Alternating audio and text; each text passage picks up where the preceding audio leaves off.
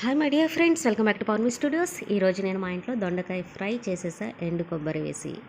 మీరు కూడా ఈ వీడియోలో చూపించేస్తున్నా, చూసేయండి. స్టవ్ ఆన్ చేసి కడాయి పెట్టి ఆయిల్ వేసానండి. ఆయిల్ వేడైన తర్వాత జీలకర్ర, ఆవాలు, పచ్చిశనగపప్పు వేసానండి.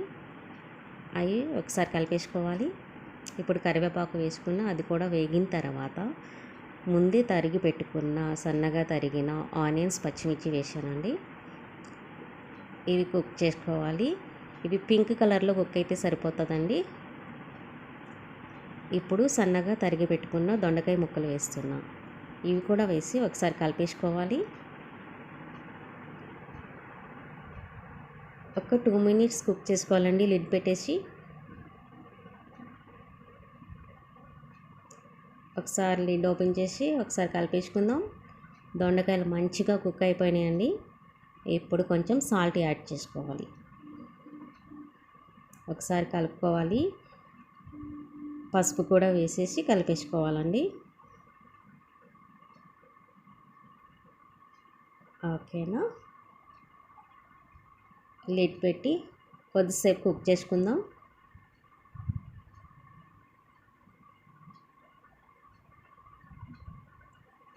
లిడ్ ఓపెన్ చేసి ఒకసారి చెక్ చేసేద్దాం.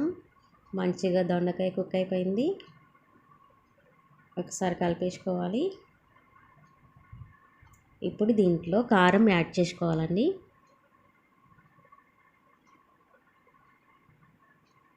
ఒకసారి కలిపేసుకోవాలి.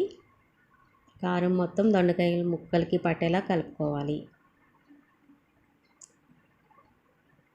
ఓకేనా?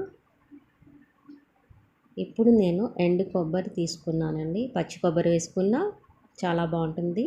నేను ఎండు కొబ్బరి 1 కప్పు తీసుకున్నా. ఈ కప్పు వేసేసి కుక్ చేసుకోవాలి.